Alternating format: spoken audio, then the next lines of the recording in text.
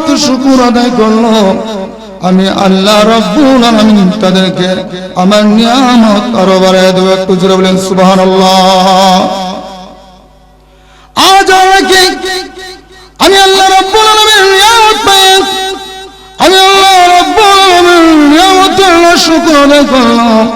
আল্লাহ রাব্বুল আলামিন বললেন, আমি আল্লাহ রাব্বুল আলামিন তাদের উপর আমার আযাব এবং গজব নাযিল করে দেব। বলেন নাউযুবিল্লাহ। এই জন্য মুহতারাম হাজির, কোরআনের মাহফিলে আসলাম, জান্নাতি বরকতি মাহফিলে আসলাম। এই মাহফিলের ব্যাপারে আল্লাহর হাবিব বিশ্বনবী রাহমাতুল লিল আলামিন বলেন, এই মাহফিলটা হলো জান্নাতের বাগান। এই মাহফিলের ব্যাপারে আল্লাহর হাবিব সাল্লাল্লাহু আলাইহি ওয়াসাল্লাম ঘোষণা করেন, এই মাহফিলটা হলো জান্নাতের বাগান। আল্লাহ রহমাতুল লিল আলামিন উম্মতরে যারা কি কুরআন এবং হাদিসের মাহফিলের মধ্যে আসিয়া আল্লাহ আলহামদুলিল্লাহ সুবহানাল্লাহ বল, আল্লাহর হাবিব বিশ্ব রহমাতুল লিল আলামিন ফরমান, আসমান এবং জমিনের মধ্যে যত সমস্ত খালি জায়গা রয়েছে মহান আল্লাহ তার আমলনামার মধ্যে নেক দিয়া পরিপূর্ণ করে দিবেন। বলে সুবহানাল্লাহ। আসলে বেশি লম্বা আলোচনা হবে না, আমি আপনাদের সম্মুখে পবিত্র কালামে হাকিম সূরা আনফাল থেকে যে আয়াতটুকু তেলাওয়াত করেছি, আল্লাহ রাব্বুল আলামিন সত্যিকারের মুমিন কারা, সত্যিকারের খাঁটি মুমিন কারা, তাদের পরিচয়, তাদের বৈশিষ্ট্য তুলে ধরেছেন। আল্লাহ রাব্বুল আলামিন আমার আল্লাহ রাব্বুল আলামিন মুমিনের 5টা গুণাবলী করে তুলে ধরেছেন। আল্লাহ রাব্বুল আলামিন বলেন, এই 5টা গুণ যে সমস্ত মুমিনের মধ্যে পাওয়া যাবে আল্লাহ রাব্বুল আলামিন তাদেরকে 3টা পুরস্কারে পুরস্কৃত করবেন। বলেন সুবহানাল্লাহ।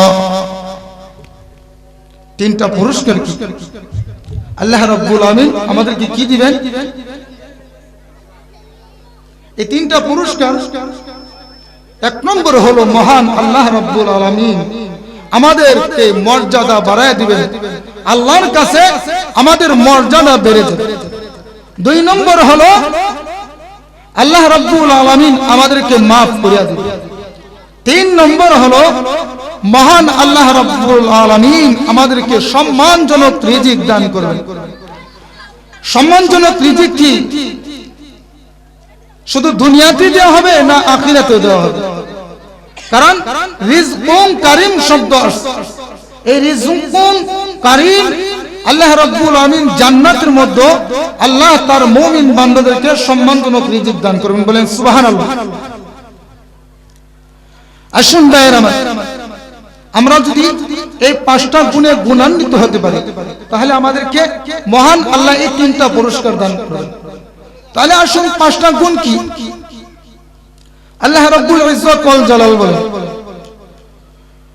ইন্নামাল মুমিনুনা আল্লাযীনা ইযা যুকিরাল্লাহ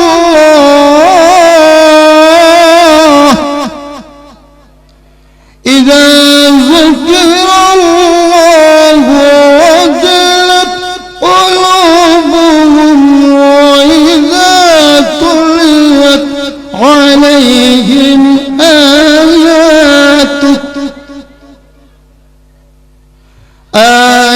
আয়াতুহু যাদাতুহুম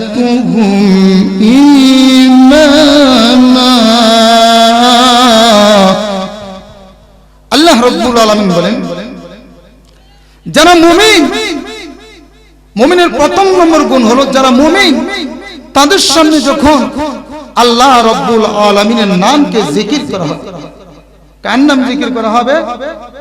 একটু জোরে বলেন, আল্লাহর নাম।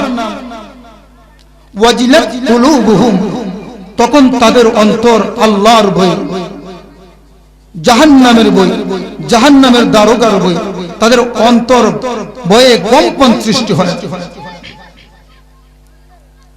যাদের অন্তর আল্লাহর ভয়ে অন্তর ভীত সৃষ্টি হয়ে যায়, কম্পন সৃষ্টি হয়ে যায়, তারাই হলো সত্যিকারের মুমিন। আর যারা আল্লাহকে ভয় করবে, আল্লাহর নাম স্মরণ হলে তাদের অন্তরে ভয় আসে, আল্লাহ রাব্বুল আলামিন তাদের ব্যাপারে বলেন, وَأَمَّا مَنْ خَافَ مَقَامَ رَبِّهِ وَنَهَى النَّفْسَ عَنِ الْهَوَى।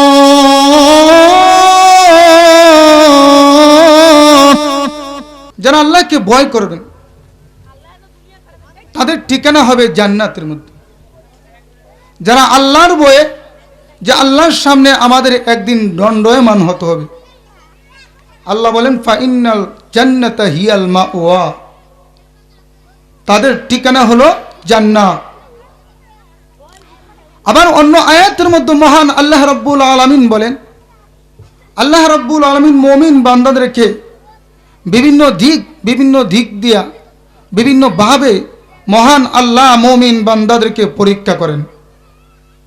আল্লাহ বলেন, وَلَنَبْلُوَنَّكُمْ بِشَيْءٍ مِّنَ الْخَوْفِ وَالْجُوعِ وَنَقْصٍ مِّنَ الْأَمْوَالِ।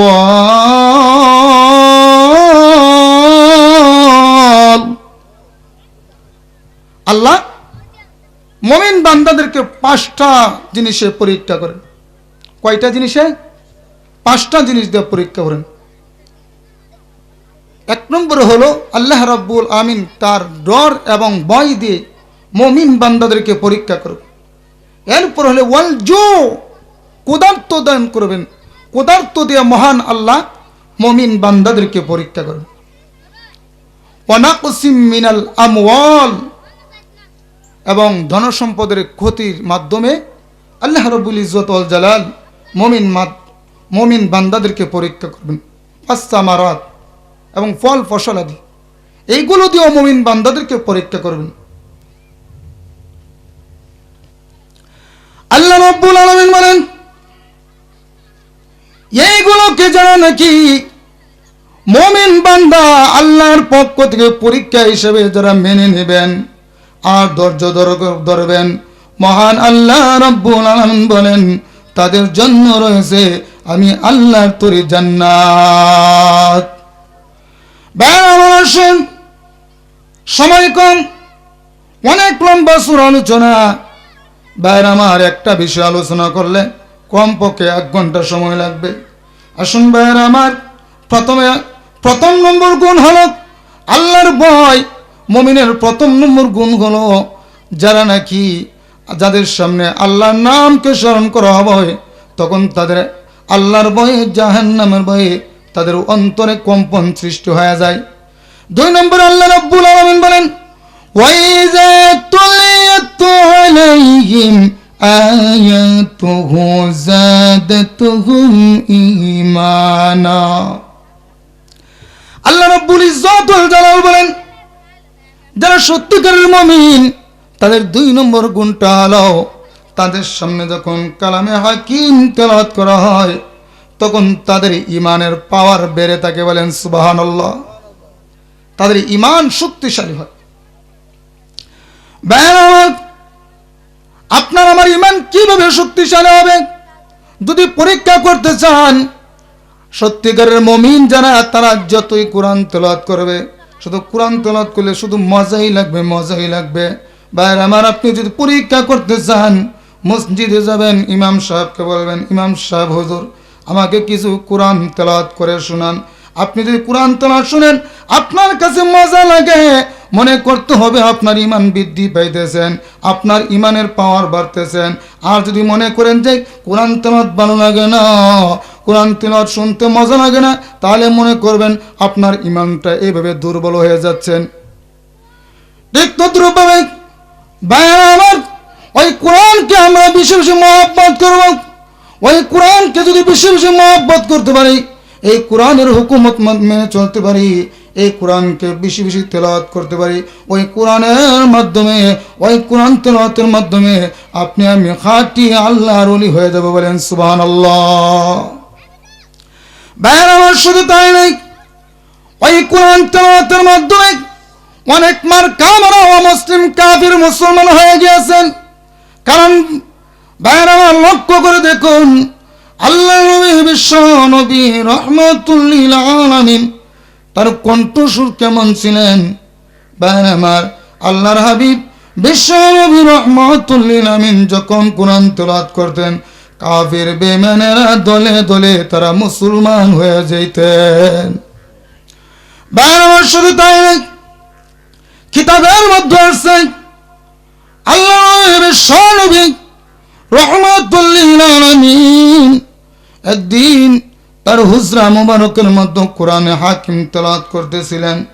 এমন অবস্থায় আবু জাহেলের ছেলে ইকরামা, আবু জাহেল সারা দেশ সারা শহরের মধ্যে সেই আলান করে দিয়েছিল যে মুহাম্মদ পাগল, মুহাম্মদ জাদুগির, মুহাম্মদের কাছে তোমরা কেউ যাবে না, মুহাম্মদ পাগল হয়ে গেছে, তার কাছে কেউ যাবে না। আবু জাহেলের ছেলে ইকরামা একদিন রাস্তা দিয়ে যাচ্ছেন, দেখা যায় বিশ্বনবী রাহমাতুল লিল আলামিন কোরআনে হাকিম তেলাওয়াত করতে আছেন। আবু জাহেলের ছেলে ইকরামা দূর থেকে কোরআনে হাকিম তেলাওয়াত শুনতে আছেন। আর শুনে বলেন, আহারে এত সুন্দর তেলাওয়াত, আমার আব্বা নাকি মক্কার অলিতে গলিতে মানুষকে বলে বেড়ায় যে মুহাম্মদ নাকি পাগল, কিন্তু পাগল যদি হতো মুহাম্মদের তেলাওয়াত এত সুন্দর হতো না। জানতে পারি ওই লোকটা পাগল নয়, ওই লোকটা একজন শ্রেষ্ঠ মানব। এরপর আবু জাহেলের ছেলে ইকরামা উনি সঙ্গে সঙ্গে বাড়িতে গেলেন। আর বাড়িতে গিয়ে সারা রাত উনি চিন্তাগ্রস্ত আছেন যে আমার আব্বা বলে মুহাম্মদ নাকি পাগল, কিন্তু মুহাম্মদের তেলাওয়াতে তো বোঝা যায় উনি তো পাগল না। এই জন্য আবু জাহেলের ছেলে ইকরামা সে প্রতিজ্ঞা করল যে আর দেরি নয়, সকালে উঠে বিশ্বনবীর কাছে যাব, বিশ্বনবীর কাছে গিয়ে ওনার হাতে হাত রেখে মুসলমান হয়ে যাবে। বলেন সুবহানাল্লাহ। সকাল যখন হয়, ইকরামা রাদিয়াল্লাহু তাআলা আনহু উনি ঘর থেকে বের হয়ে যাচ্ছেন। আবু জাহেল ডাক দিয়ে বলে, ও ছেলে ইকরামা, তুমি কোথায় যাচ্ছ?